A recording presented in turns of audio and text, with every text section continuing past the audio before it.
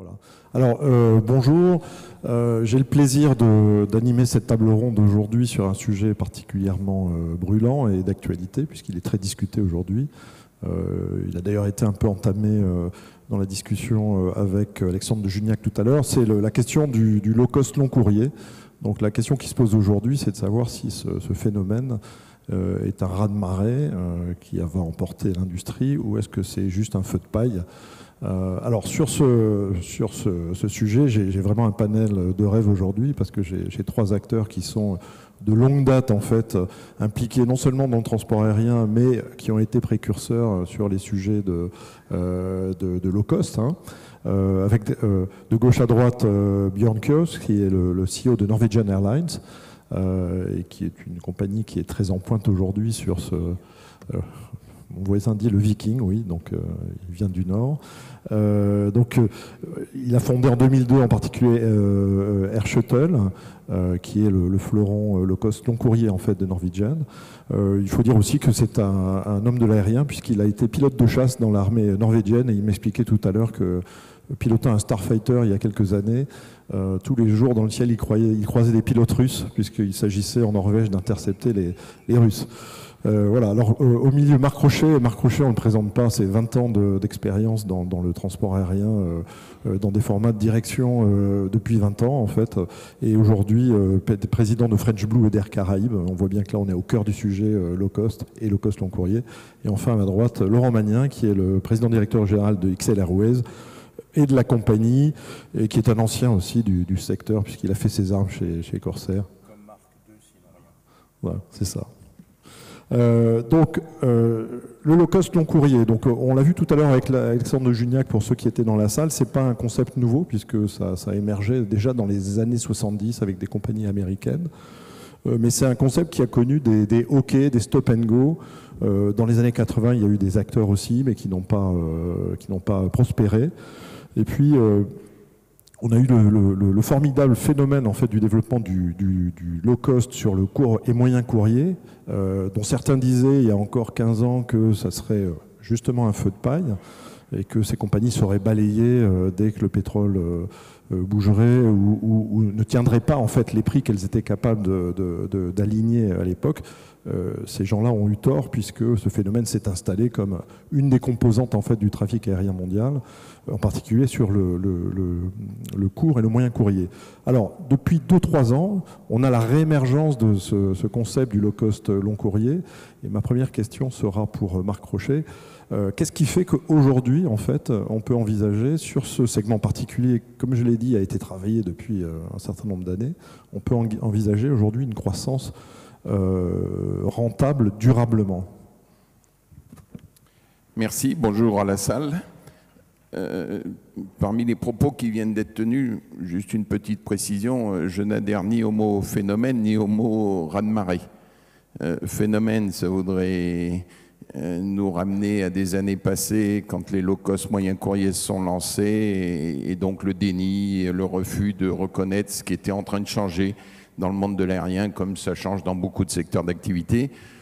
Bon, raz-de-marée, je crois qu'il faut revenir à deux chiffres. Il y a aujourd'hui à peu près 14 ou 15 compagnies low-cost long courrier, 2 par le monde. Donc c'est quand même un phénomène qui est en essor, mais c'est un phénomène limité. Et le total de ces 14 compagnies, c'est 1% du trafic mondial. Donc on est quand même sur un début de renouveau, de changement de business model, mais on n'est pas sur un raz-de-marée. Ce qui effectivement est positif dans l'environnement, c'est que le transport aérien, vous le savez tous dans cette salle, est extrêmement dynamique. C'est une activité qui double tous les 15 ans, qui double tous les 10 ans dans le secteur du loisir et des voyages à motivation personnelle, le fameux VFR, Visit Friends and Relatives. Et ce trafic VFR et loisirs, qui représente 90%, grosso modo 89% du trafic mondial, il est porté à la croissance. Et donc, premier point, on est sur un marché qui grossit et qui grossit vite. Deuxièmement, face à cette demande, il y en a une autre qui est encore plus forte, c'est que les clients, ces clients-là, veulent payer moins cher le coût du transport aérien, comme ils veulent payer beaucoup moins cher plein d'autres activités économiques. Et troisième chose, troisième volet, on est dans le comportemental du client. Il veut payer moins cher, mais il veut aussi choisir. Il veut choisir et il ne veut pas, ou il n'aime pas qu'on lui impose 6, 7, 8 services, comme l'a dit ce matin Alexandre de Juniac, de façon obligatoire et donc forcément répercutée dans le prix. Alors face à cette forte demande, le transport aérien est kilosé dans deux contraintes bien connues. L'une qui est réglementaire, et les règlements ne font que de s'additionner, s'empiler les uns sur les autres, avec des errements qui sont très difficiles à manager. Le dernier dans les médias, c'est ces histoires d'ordinateurs qu'on met en cabine, pas en cabine, en soute. C'est pour ceux qui sont spécialistes, les cartouches d'oxygène gazeux qu'il ne faut pas mettre dans les toilettes, qu'il faut enlever, qu'il faut réinstaller. Donc on est dans un secteur, j'ai pris ces deux exemples anecdotiques, pour montrer qu'il y a beaucoup de contraintes. Mais il y a un deuxième facteur qui nous pénalise, c'est notre extrême conservatisme. Le transport aérien est conservateur, il n'aime pas se remettre en cause, il n'aime pas évoluer, il n'aime pas changer. Je crois qu'aujourd'hui, des conditions sont réunies pour faire trois choses. Un, répondre aux clients, nous sommes là pour ça. Deux, remettre, à partir d'une feuille de papier blanc, tout à plat dans nos organisations pour être réformateurs, pour être novateurs. Et puis troisièmement, grâce aux nouvelles technologies, on en parlera certainement, mettre à la disposition de nos personnels, mais aussi de nos clients, des avions efficaces. Et donc, voilà l'ensemble des conditions qui font que ça va marcher. Alors jusqu'où, je ne sais pas le dire, mais ça va marcher. Monsieur Walsh de IAG dit 40% du trafic mondial à terme, avec la création d'un nouveau marché, bien entendu. Monsieur John Leahy dit 50%. Bon, peut-être pas aussi optimiste que ça, mais ça va faire beaucoup. Merci. Alors, Norwegian avec la compagnie asiatique AirAsiaX sont les deux acteurs qui sont aujourd'hui en pointe en fait sur ce développement stratégique du low-cost long courrier, avec en particulier des flottes déjà significatives et des carnets de commandes pour servir en fait ce segment important. Alors, qu'est-ce qui fait que Norwegian, à la différence de Ryanair ou EasyJet, se lance de façon offensive en fait dans ce segment-là? Both Ryanair and EasyJet could have done it. You need a large feeder network in Europe because of how people live there. You don't have any big catchment areas like you have in the Far East and US. You have London, 15 million, and Paris, 4 or 5 million, and the rest is scattered around. So you need a feeder network in order to have it sustainable in Europe. You can fly to the large destinations like Los Angeles, 30 million, and New York, 20 million. So there you have end destinations. But in order to succeed on that, it is the same as on short haul. You need to operate a new efficient fleet, and it is, whether we like it or not, it is like in all retail businesses, scale is very important unless you have a segmented special area you operate in. Ok. On sait, Laurent, c'est pour toi, donc qu'aujourd'hui, c'est la question des investissements et de la politique commerciale, en fait. On sait que le confort dans les cabines, aujourd'hui, c'est un des facteurs essentiels de différenciation pour des transporteurs aériens. C'est le grand combat des majors. Sur le low-cost long courrier, comment ça va fonctionner, finalement? Et quelle offre de service? Comment on va décliner ça? Est-ce qu'on va pouvoir faire voyager des passagers sans aucun service s'ils n'acceptent pas de payer, ou est-ce qu'on devra, au fond, adapter le modèle low-cost traditionnel sur ce sujet? D'abord, moi je crois qu'il y aura différents modèles. J'ai horreur de penser que le monde va être uniforme avec deux types de compagnies aériennes, celle où tu payes rien, celle où tu payes tout. J'y crois pas. Donc je pense que chacun va jouer sa niche. Et on a effectivement des compagnies qui pensent que tout doit être payant à bord. Je rappelle que AirAsia faisait payer la flotte entre la Malaisie et Paris. C'est-à-dire ton verre d'eau, tu le payais. Je rappelle que quand on se balade dans un café parisien et qu'on a soif, l'eau est gratuite quand même. Et que celle-là, on ne la paye pas. Donc il y a quand même des limites qui me semble assez parfois hallucinante vis-à-vis du consommateur. Je rappelle aussi qu'une des raisons pour laquelle, par exemple, sur les Antilles et la Réunion, en faisant du low cost et du reste en faisant, et personne ne peut dire le contraire, qui a fait baisser les prix sur les Antilles et la Réunion dans les 3-4 dernières années, c'est XL Airways. Hein. Ils n'avaient quand même pas baissé pendant un certain temps. La raison, par exemple, pour laquelle j'ai refusé de faire tout payer sur les Antilles, sur la Réunion, c'est qu'on a à bord des familles, on a des gens dans des grandes difficultés financières qui voyagent entre les DOM, et que je me suis posé la question de savoir si j'allais pas avoir à bord des gens qui sont obligés de voyager, par exemple, pour des raisons médicales, pour des tas de raisons, qui sont dans une grande problématique économique. Et je me suis dit, est-ce que ces gens-là vont être à bord avec 10 heures de vol où ils vont peut-être même pas se payer à manger, à boire? Je me suis posé cette question-là. J'allais dire humainement, dans notre rôle de transporteur. Et j'ai répondu, j'ai dit non, XL Airways, ça sera un modèle un peu hybride. On fera payer les sodas, on fera payer les alcools. Ça me semble quand même un minimum. Hein. Du reste, on les fait payer moins cher sur le TGV, c'est à mourir de rire. Mais concrètement, on est dans une notion où il y aura, à mon avis, plusieurs volets de produits low cost. On ne va pas être dans l'uniformité du produit low cost. Je comprends complètement que d'autres choisissent de tout faire payer. C'est des débats de modèles. Et le consommateur, je le rappelle quand même, on a des consommateurs qui sont parfaitement capables de se déplacer dans la notion de j'ai tout à la carte, j'achète tout à la carte. Il y a des gens qui sont complètement paumés dans tout ça. Il y a quand même encore des dizaines de millions de consommateurs qui ne comprennent pas que leur carte bleue, il va falloir aller racheter la valise en plus, le machin en plus. Il y aura différents modèles. Ça, j'en suis totalement convaincu. Marc, un commentaire là-dessus? Et ensuite Björn sur ce sujet de... J'aime bien le côté passionné de Laurent. Et au moins, vous saurez tous que l'eau est gratuite sur les avions d'XL. Je pense qu'elle est gratuite dans beaucoup de compagnies. Je pense que l'analyse est quand même plus fine que ça. Bien entendu que sur des vols de 8, 10, 11 heures, il faut assurer le minimum nécessaire à tous les clients. Je pense quand même que cette notion de revenu auxiliaire, elle est fondamentale dans les modèles low cost. Pourquoi? Parce qu'au départ, la décision de voyager, elle est prise par le client sur le prix. Hein. Les 90% du trafic mondial dont j'ai parlé tout à l'heure, c'est des gens qui choisissent la décision de voyager ou de revoyager, parce qu'on parle par la baisse des prix de faire voyager des gens qui n'ont jamais pris l'avion, on parle aussi de faire voyager beaucoup plus souvent des gens qui l'ont déjà pris. C'est le phénomène qu'on a vu en France avec le TGV en particulier il y a 30 ans. Donc la décision initiale, elle est prise sur le prix à travers tous les systèmes Internet, puisque notre activité a cette transparence. À un moment donné, vous vous mettez devant un écran, vous tapez de Paris là où vous voulez, aux États-Unis, en Asie, dans les départements français de l'outre-mer, vous trouvez tous les prix de tous les opérateurs. Donc les gens vont prendre leurs décisions sur le prix. Ensuite, à la carte, ils vont rentrer dans un monde de consommation où effectivement, ils chercheront des plus.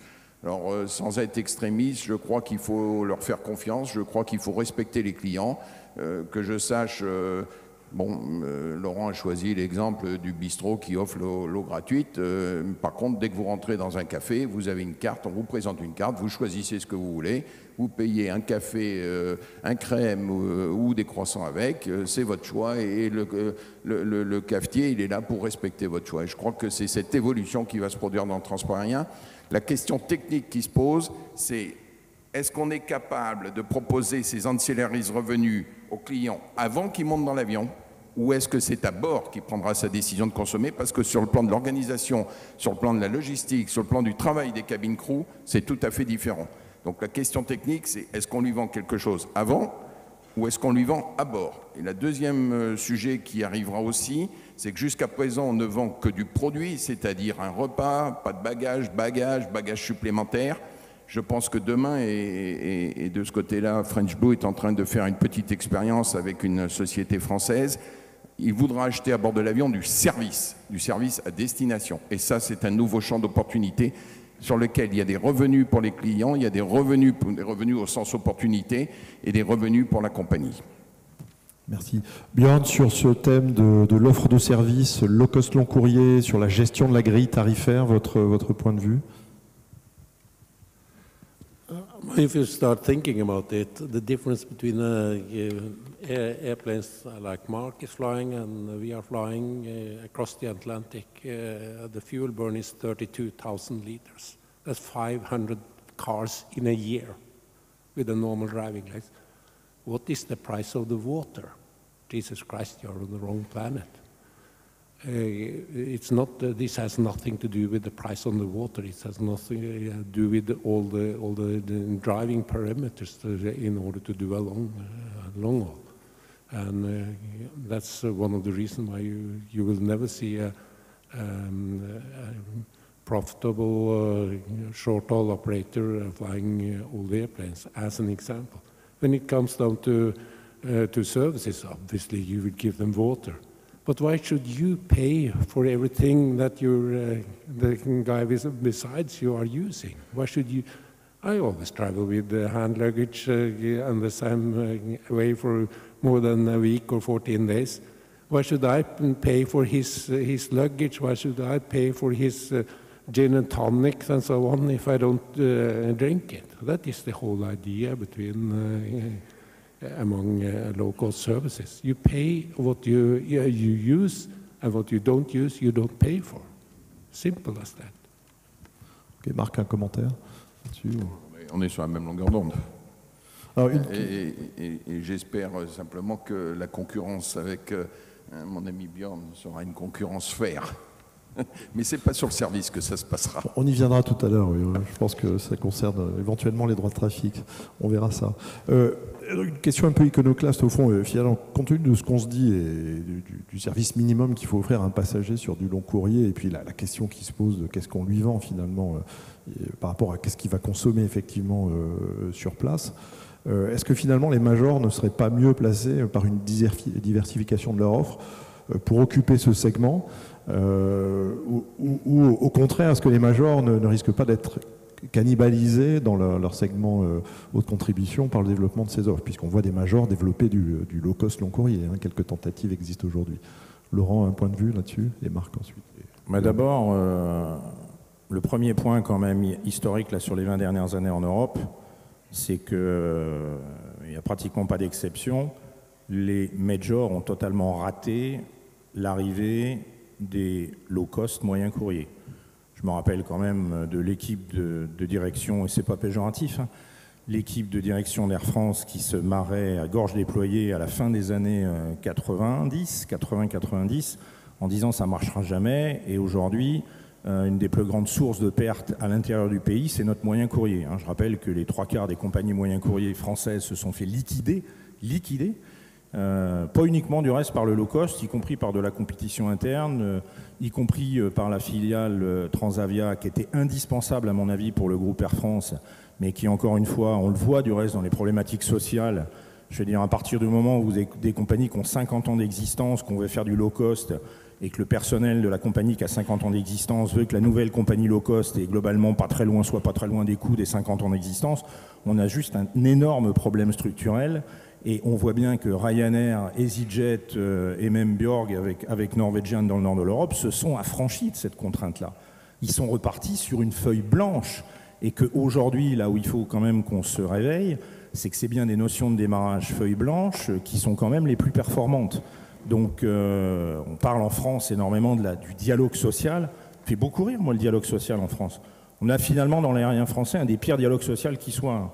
On a l'impression qu'on se parle entre patrons du 19e siècle et les mecs qui travaillent dans une mine de charbon à l'âge de 14 ans. Il faut quand même qu'on arrête un peu, parce que pendant ce temps-là, on perd 3% de part de marché par an, alors qu'on est le premier pays touristique du monde. Donc la notion, pour moi, des majors qui s'attaquent au low cost, et même dans le long courrier, je pense qu'il y a encore du boulot. Je pense qu'il y a une problématique de passage de l'une sur l'autre qui est perturbante, et je ne suis pas certain que ça soit une réponse si facile que ça pour les legacy. Je rappelle que la problématique majeure de la legacy, c'est ce que disent des gens comme Björg ou Marc, c'est un problème de simplification.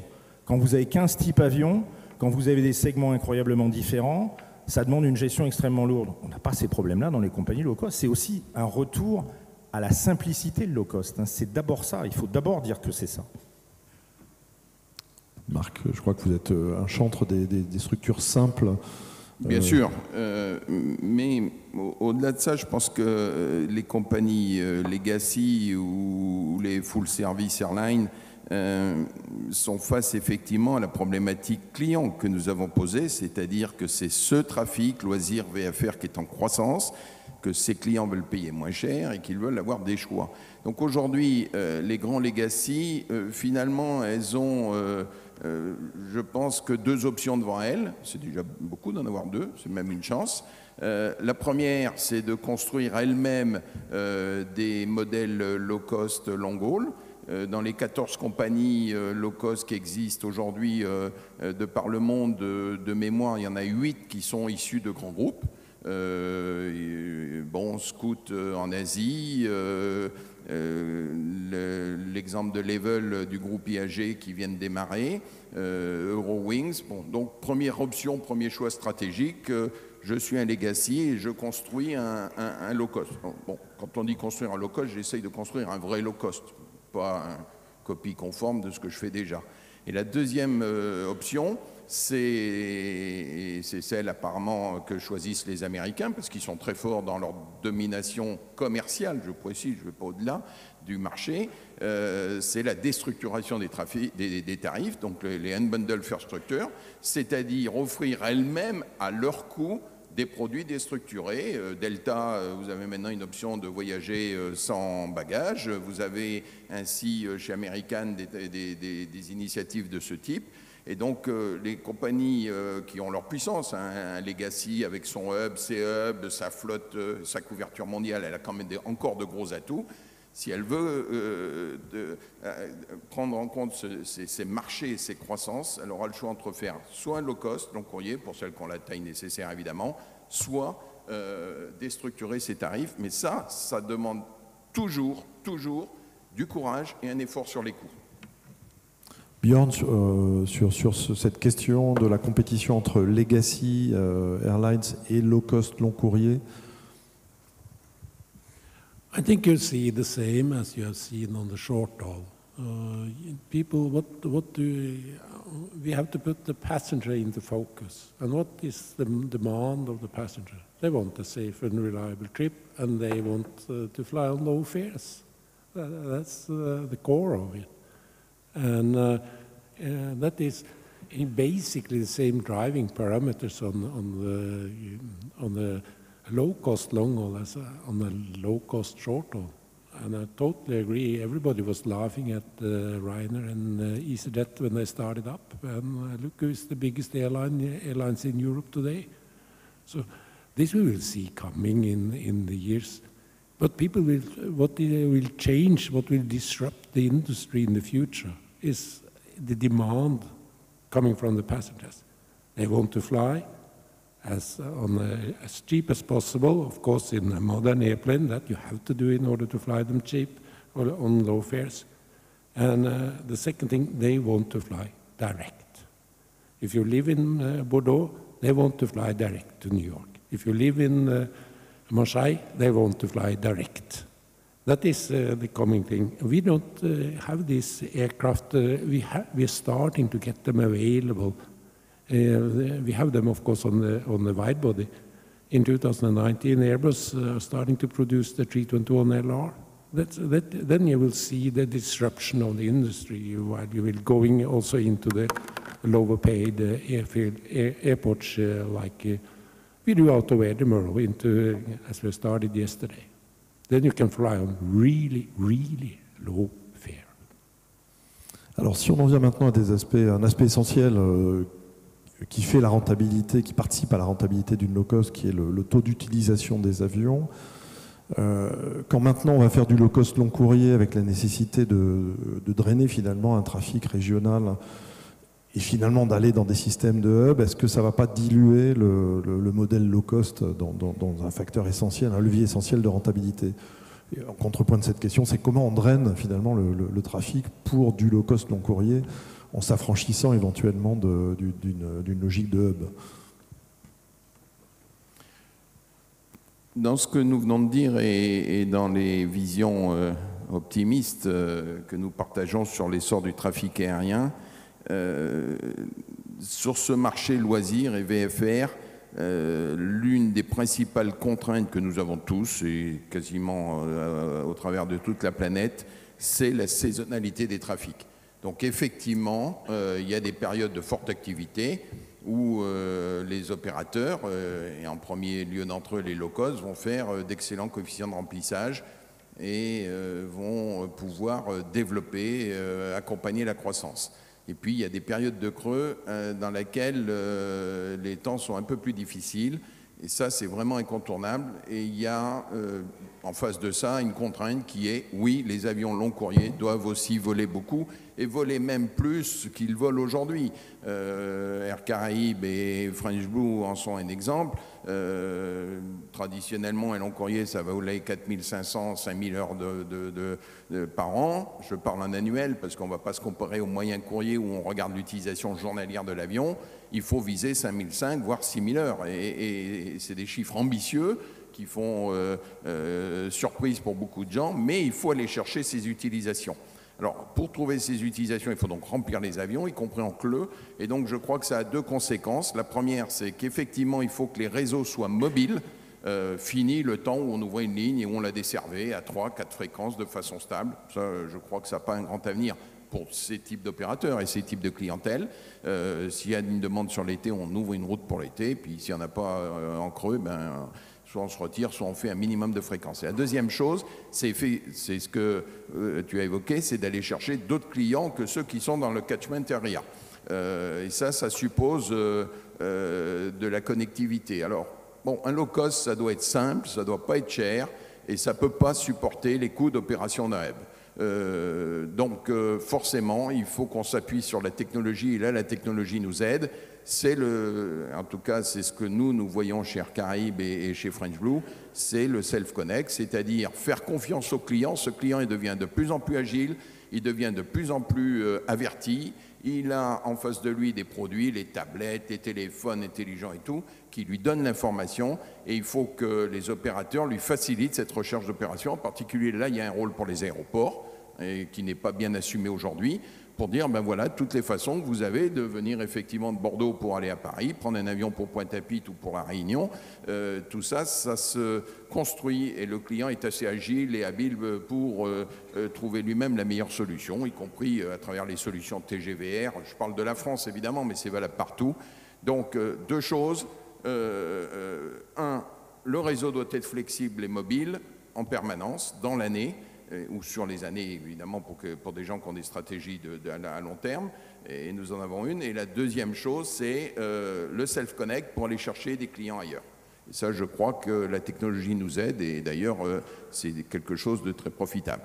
Je ferai un tout petit aparté, d'ailleurs, qui est en partie suivi par Björn. Je pense aussi que la technologie avion va nous aider, puisqu'on ne pourra pas mettre tout le temps un gros avion sur une grosse route, là où le low-cost est finalement le plus efficace. Si on met un 350 ou un 330 sur une route qui fait 1 million de passagers, ça marche. Il n'y a pas de doute là-dessus, surtout si on est, bien sûr, structurellement moins cher dans les coûts. Peut-être qu'un jour, on aura besoin, prochain, 2-3 années, d'avions de 200 places pour aller justement dans les creux, maintenir la présence commerciale, mais en même temps, pas faire voler 30% des sièges à vide. Alors oui, c'est vrai que la révolution numérique a transformé complètement les usages. Quand je préparais cette table ronde avec Laurent, il me disait que les vols de dernière minute, par exemple, est un phénomène très important qui pouvait conduire à remplir un avion dans la dernière semaine, alors que 10 jours avant, on ne savait pas si ce serait possible, en fait. Plusieurs choses sur ce qui a été dit. Bon, d'abord, sur l'histoire de l'utilisation avion, une des choses, par exemple, qui a mis XL à l'abri dans une concurrence impitoyable dans les 10 dernières années où je la dirige, on s'est quasiment, presque tous les ans, promené avec 5500 heures, 5600 heures sur nos A330. Il n'y a pas beaucoup de compagnies qui font 5600 heures sur du long courrier. Deuxième élément, sur des routes majoritairement légères, comme on dit touristiques, l'équipement d'un A330 d'XL Airways, d'un 200, c'est 360 sièges, c'est 240 pour une compagnie Legacy, quand c'est pas 230. Et c'est 408 sur la 330-300 en tout éco. Bon. Alors, très clairement, vous avez des routes où la classe business va rapporter une fortune. Aucun problème. Mais sur les routes légères, l'équipement d'une compagnie low cost avec beaucoup de sièges dans un avion comme la 330, c'est une vraie réponse en termes de coût de production du siège. Il n'y a aucun débat là-dessus. Et ça devient, du reste, si XL, avec assez peu d'avions finalement, sur les 10 dernières années, a quasiment été une des compagnies, si ce n'est la compagnie la moins chère sur un certain nombre de routes au départ de ce pays, et encore une fois, je le répète, ce n'est pas avec 150 avions comme certains, ça montre que les coûts de production du siège d'une compagnie comme XL Airways ont été incroyablement bons par rapport à la compétition actuelle. Donc sur des routes, par contre, relativement déterminées, et avec une problématique que Marc a indiquée, saisonnalité qui va devenir un vrai problème. Je rappelle que quand les compagnies low cost moyen courrier se sont développées, au début, par rapport à leur ambition, elles n'ont pas eu de problème de saisonnalité. Ryanair volait 12 mois sur 12 avec ses avions. Tout le monde sait qu'aujourd'hui, Ryanair, je crois, met 60 avions sur le parking pendant l'hiver. Alors un truc qu'on ne peut pas faire en France parce que leurs pilotes ne sont pas directement embauchés par la compagnie. Ils sont dans des sociétés écrans ou de...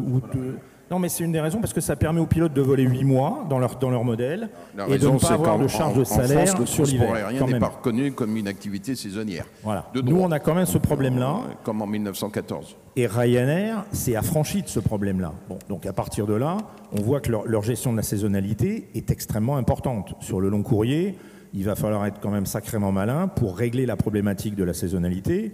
Du reste, on le voit, et je crois que Björn ne va pas me démentir, en disant que autant ils performent beaucoup sur l'été, autant ces hivers sont quand même plus compliqués en long courrier. D'abord aussi parce que les legacy sur l'hiver, qui sont presque en surcapacité sur un certain nombre de routes, en classe économique, pas en classe affaires, sont à même de faire pratiquement les prix des low cost long courrier. Donc c'est quand même un sujet très important dans la modélisation.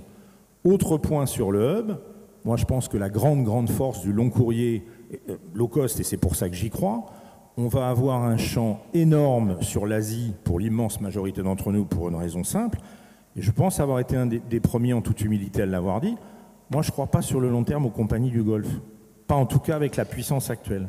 Je ne crois pas à des consommateurs qui, quand ils auront le choix, bord de nos avions en point à point pour le même prix, parce qu'il faut quand même savoir que dans le modèle des compagnies du Golfe, on oublie un truc, c'est qu'elles sont très massivement investies dans le leisure. On parle toujours des classes affaires des compagnies du Golfe. Elles ont créé des trafics touristiques énormes entre l'Asie et l'Europe et à un prix moyen de 5 à 600 euros. Alors très clairement, 5 à 600 euros, c'est ce qu'on sait faire dans nos modèles, hein, sur du long courrier de 10 heures de vol. Ça veut dire que quand on va commencer à attaquer en point à point, on va potentiellement récupérer des parts de marché sur des compagnies de hub. Et les compagnies du Golfe, c'est quoi? C'est uniquement des compagnies de hub. Okay.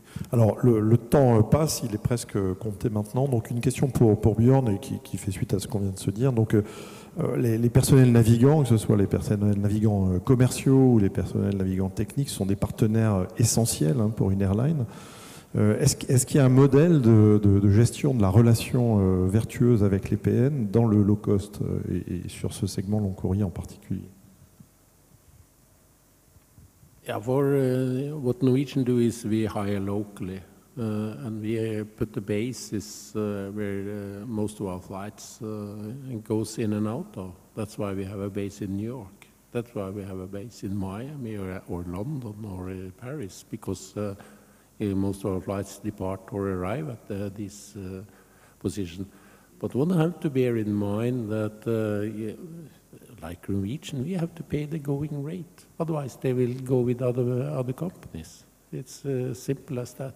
When we hire long-haul pilots, yes, I'd like to have experienced long-haul pilots, and then I have to pay for it. It's simple as that. We have to pay the going rate, and then if you talk about pilots, more or less you have a global rate. Doesn't maybe cost more than in China than in Europe, but nevertheless it's more globally. When you talk about cabin attendants, incredibly important job, then you have to pay the going rate of where they live and work out of. And it's totally different whether you work out of New York or whether you work out of London or Barcelona. It's dependent all social securities and payments and so on. But for the pilots, it's more or less global.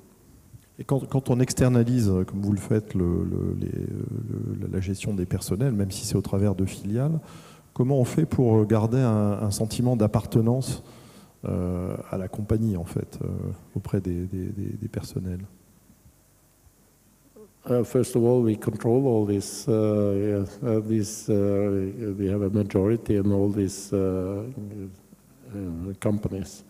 And the thing is that in order for us to give proper HR and do all these things that we have to take care of the crews, it's not always easy to do it if you have a lean and mean company. It's better that you outsource some of this. I'm not good in speaking Spanish, and actually don't understand a word, so I need to hire people down there.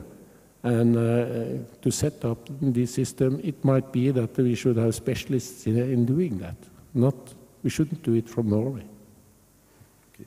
Marc, Laurent, très rapidement sur cette question du social, un point de vue chacun. Moi, j'ai toujours dit qu'à partir du moment où je payais mes commandants de bord beaucoup plus cher que mes directeurs opérationnels, je leur demandais de se comporter comme des patrons. Acte 1. Et c'est ce qu'ils font. Il y a quand même une chose dont je suis fier, j'en suis à 11 ans de président chez XLR, j'ai jamais eu de grève. Bon, c'est un dialogue dur, hein, c'est pas simple tous les jours, Marc connaît, je connais, tous les patrons connaissent, mais le rapport avec les pilotes français est catastrophique dans ce pays sur le plan moral. On n'est pas dans un projet commun pour reprendre des parts de marché, c'est un vrai message. Hein. Je ne sais pas s'il y a des syndicalistes et des patrons dans la salle, je pense qu'il y en a un certain nombre, mais il faut juste qu'on continue comme ça, puis c'est pas 2% de parts de marché qu'on va perdre, c'est 3, c'est 4, c'est 5, c'est 10.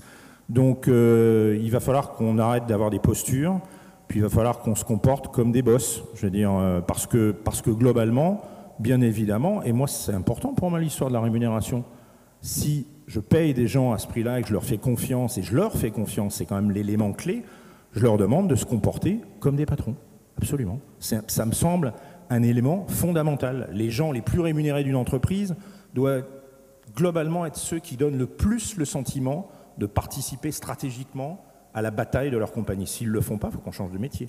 Ça, c'est le point, pour moi, le plus important. Puis j'ai quand même un message aussi sur le plan de l'aérien français. Moi, je suis très heureux de voir Monsieur Norwegian, dont le pays est derrière lui. Il faut quand même regarder ce qui se passe derrière Norwegian. Il a un pays derrière lui. Il a son gouvernement qui le soutient, j'allais dire, même moralement. C'est pas des histoires de fric. Il a un pays qui croit dans le développement de son modèle. Ils sont où, là, les politiques français qui croient dans le modèle de l'aérien français? Moi, j'aimerais en croiser. J'en ai croisé. Hein. En général, ils font des rapports comme Leroux, qui sont passés à la trappe par M. Valls. Donc, je veux dire, concrètement, et c'est un vrai message pour le président Macron, ce pays, c'est le premier pays touristique du monde. Il devrait être à la tête de machines de guerre sur le plan aérien. On devrait avoir un Air France sans problème, on devrait avoir un Marc Crochet avec 50 avions, on devrait probablement avoir avec Laurent Magnin un petit peu moins Crochet, parce que c'est histoire d'ego, donc j'en aurais 40. Mais concrètement, c'est bien qu'ils le reconnaissent tout de suite. Non, mais c'est un vrai message, c'est une honte. Moi, je crois à la notion de l'aérien, du flag français, mais avec des vraies règles internationales, la fin de la naïveté sur le soutien qu'ont dans un certain nombre de pays des compagnies aériennes. Là, on nous a rebattu du modèle du Golfe. Il n'y a personne qui raconte dans les journaux qu'Al-Bakr, il y a encore 6 mois, licenciait les enceintes qui tombaient enceintes. Les hôtesses qui tombaient enceintes. Est-ce que Marc Crochet, Björg ou moi, avec quand même notre notion d'Européen, on licencie des hôtesses quand elles tombent enceintes? C'est des vrais débats, ça. Il faut savoir que les Français, quand ils montent dans un avion de ces compagnies-là, montent sur des compagnies qui n'ont pas du tout la même histoire sociale que nous. C'est une bataille.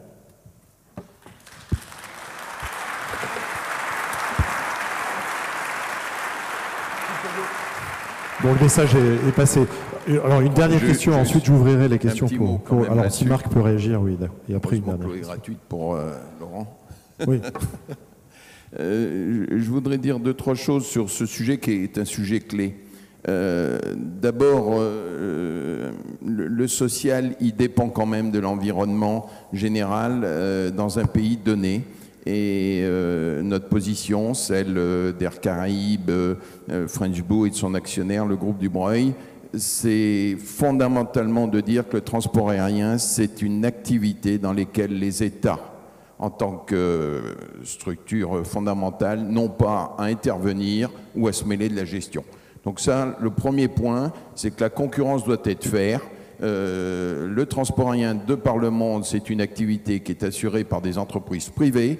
Elles doivent rester privées. Les États n'ont rien à faire là-dedans. Ils ne sont ni stratèges, ni gestionnaires. Et quand ils le sont, ils sont très mauvais.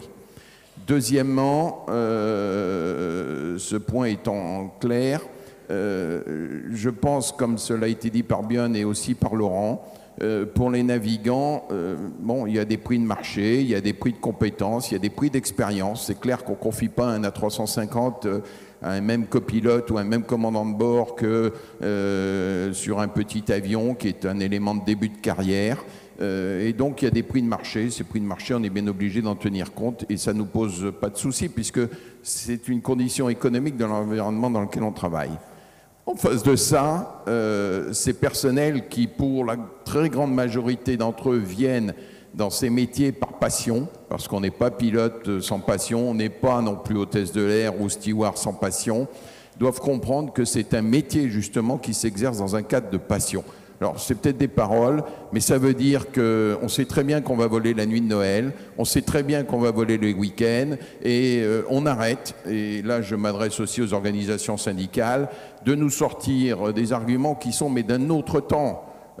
L'histoire des toilettes privées pour les cockpits ou l'histoire du citron qui doit être prédécoupé pour pas que l'hôtesse envole et à découper le citron, c'est d'un autre temps, c'est fini. Et si nous, on ne sait pas régler ça, effectivement, ce sont d'autres compagnies qui viendront le régler à notre place. Ça voudra dire perte de part de marché, perte d'emploi. Et la perte d'emploi, ça veut dire aussi perte de dynamisme économique.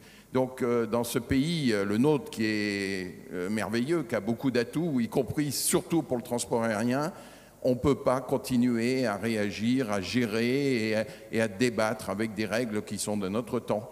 Donc, moi, ce que je dis à nos navigants, c'est bon, il y a un prix de marché pour vous, on doit vous payer pour ça, mais vous comportez-vous en pilote, en hôtesse, en steward, mais aussi en citoyen du 3e millénaire, et vous ne comportez pas comme il y a 50 ans, parce que ceux qui étaient là il y a 50 ans, ils ont disparu et ils ne sont plus d'actualité. C'est un message qui n'est pas facile à faire passer, mais là aussi, ça doit se moderniser, ça doit se réformer. Alors, notre pays n'est pas un champion ni un très dynamique réformateur, social en particulier, mais il faut que ça change, sinon effectivement, d'autres viendront faire le travail à notre place.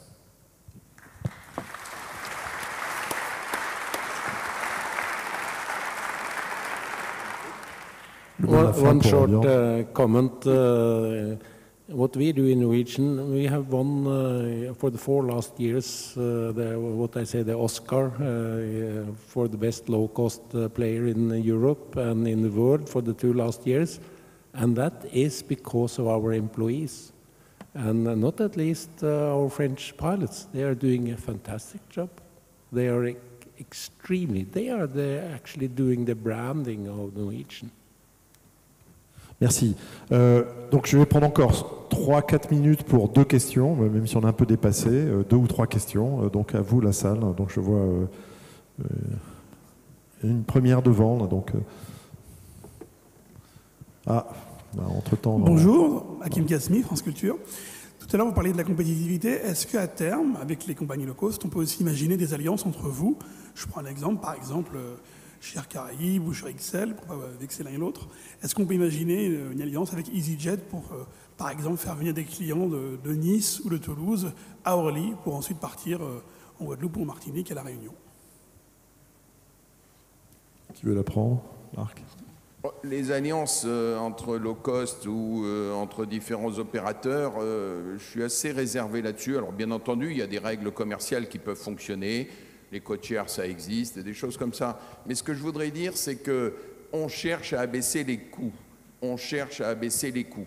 Ça ne peut pas être, et j'en suis le premier clair dans notre vision, ça ne peut pas être que le social, l'économie de coûts. Quand on rencontre des journalistes, la première question qu'ils nous demandent sur French Blue, oui, c'est combien vous payez vos pilotes et pourquoi vous les payez moins cher que les autres. C'est pas que ça l'enjeu. L'enjeu, c'est les façons de travailler, la façon de s'organiser. Or, organiser des rendez-vous, la structure des hubs, tous ces éléments, c'est à chaque fois 2, 3, 4% des coûts en plus. Vous voulez organiser une connexion avec une autre compagnie ou une alliance avec une compagnie, c'est 2, 3% de votre chiffre d'affaires qui va y passer. Vous ne pouvez pas, dans ces conditions, baisser le prix du billet là où on veut le baisser, puisque le client, il attend qu'on arrive le plus bas possible. tout en respectant les règles de sécurité, de maintenance des avions, qui d'ailleurs au passage ne sont plus un débat pour personne, puisque là-dessus tout le monde est convaincu et a la philosophie qui va bien en fonction de l'environnement réglementaire dans lequel on fonctionne. Donc moi, tout ce qui complique les choses, tout ce qui les rend difficiles et donc coûteux, non, table rase. Alors après, que le passager, comme je l'ai dit, avec sa tablette, il connecte d'un vol EasyJet sur un vol Air Caraïbes ou French Blue, je suis tout à fait prêt pour l'aider. Par contre, je dis une chose, parce que je sais qu'il y a des représentants d'aéroports de Paris dans la salle, c'est à eux aussi, avec les taxes qu'ils nous prélèvent, et elles sont élevées, d'organiser les aérogares pour ça, pour que le passager... Parce qu'aujourd'hui, quand vous débarquez d'un EasyJet, Nice, Orly, et pour remonter dans un avion d'une autre compagnie, je peux vous dire que c'est le parcours des Shadocks. Hein. Mais les Shadocks, là aussi, ils avaient 30 ans. Hein. Merci. Björn. Après une dernière question, on arrête. On pourrait y passer la nuit. You will see it with Norwegian and EasyJet.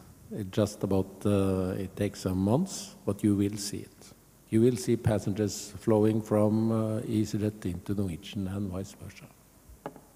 Okay. Vous aviez une question devant, peut-être on peut donner un micro. Oui, bonjour, David Ziegler, Paris Aéroport. Merci Marc pour le côté sur les taxes. Justement, vous avez mentionné l'importance du self-connect. En dehors de baisser les taxes, qu'est-ce que vous attendez des aéroports, en particulier parisiens, pour ce service ou pour améliorer le self-connect? Merci. On attend d'abord que les prix baissent, parce que je vais quand même vous dire une chose. La baisse des prix là pour le consommateur, vous savez, les mecs en Europe là qui nous disent on vous met tous en concurrence là pour que les prix baissent. Dans le même temps, ils nous donnent des structures ou des opérateurs qui nous servent pour nos consommateurs, qui nous augmentent les prix très au-delà de l'inflation. C'est juste une plaisanterie. Non mais c'est quand même le fond du débat. Qui se paye la véritable notion de dépasser les peuples avec toute la prise de risque sur cette partie-là? C'est quand même d'abord les compagnies aériennes. Moi j'aime beaucoup, le président de l'aéroport de Paris doit être dans la salle du reste. Et du reste, il n'est pas le seul responsable. Sur les 20 dernières années, c'est une entité qui nous a augmenté beaucoup, beaucoup plus que l'inflation. Mais vous imaginez si on avait fait ça pour le consommateur? Les mecs de Bruxelles, là, qui se sont donné le mandat d'être très consuméristes, ils auraient fait quoi si on avait fait la même chose que les structures aéroportuaires? Il y a quand même un vrai débat. Il y a un moment donné où il faut qu'on partage. Du reste, c'est intéressant, je le dis, on l'a dit 10 fois, à la FNAM, avec Marc, avec tout le monde, de voir que l'aéroport d'Amsterdam, lui, a baissé ses tarifs dans les dernières années et que justement cette baisse a profité à l'activité de la plateforme. Donc il y a un vrai débat économique et un débat fondamental. Et du reste, on est encore une fois assez réservé peut-être des fois sur les notions de privatisation. Nous, on n'est pas contre la privatisation des aéroports. Mais si c'est pour voir les taxes augmenter encore plus que quand c'était pas privé, alors on ne sait pas comment ça va se passer, on est quand même un peu inquiet sur ce plan-là. Mademoiselle, pour la toute dernière. Yes. Thank you very much to all of you for your perspectives. I'm using English that everybody understands. We think of low cost often as leisure travelers, but in the end of the day, it's also been the case that business travelers have used low cost carriers. We've seen that with EasyJet in Europe, we also see that with JetBlue in the United States. So in the long haul, do you actually see as well business travelers as targets for you? Thank you. Small business people, they look at the cost. And what do I get when I fly on a premium with Norwegian? That's what the answer is. Yes, we fly a lot of business people, but one should remember that everybody out flying, between 83 to 85% today are leisure people, whether we like it or not. In 10 years, it will be maybe 10%, but it's a lot of people that are wealthy enough to pay for a premium seat. So it will be different types. Shouldn't go for one segment, you should go for to provide a good fare for everybody. Oui, sur la classe affaires, je suis convaincu qu'à un moment donné de l'histoire, et ça commence déjà, on aura des opérateurs qui vont chercher à faire de la classe affaires moins chère.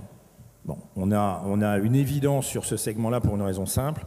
D'abord, ça veut dire quoi, l'homme d'affaires qui va se payer de la classe affaires? C'est pas la même typologie si vous êtes dans une start-up et que vous avez quand même besoin d'arriver complètement frais à New York, mais que vous pouvez mettre 4 000 € dans un aller-retour, ou si vous appartenez à un très grand groupe qui n'a pas vraiment de débat sur le coût de votre classe affaires. Donc là aussi, il y a une segmentation. On va avoir des demandes et des recherches, et c'est ce que disait Marc tout à l'heure. Il faut se mettre juste à la hauteur de tous les consommateurs. Remplir des avions, c'est se mettre à la hauteur de tous les consommateurs. Donc sur cette notion-là, et je pense que sur des axes majeurs, en particulier, où il y a beaucoup de classes à faire, on aura évidemment, c'est ce qu'on fait par exemple sur la compagnie, sur l'axe Paris-New York, on aura des réponses différentes, y compris sur le segment affaires, bien sûr. La réponse, il y a une compagnie qui va vous la donner, c'est JetBlue, avec le produit Mint. Est-ce que JetBlue, qui est très fort dans le nord-est des États-Unis, se lance sur l'Atlantique avec ses 321 ? C'est eux qui vont donner la tendance du marché. Donc, French Blue a été un initiateur dans le marché français, Bion a été un initiateur dans le marché européen. Je pense que JetBlue va donner la tendance sur le jet affaires, enfin la partie marché affaires du jet. S'ils y vont, c'est qu'il y a quelque chose à faire. S'ils y vont pas, c'est qu'ils auront sans doute analysé les choses différemment. Donc regardez JetBlue. Merci, c'est la fin de cette table ronde. Je crois qu'on peut remercier nos 3 panélistes.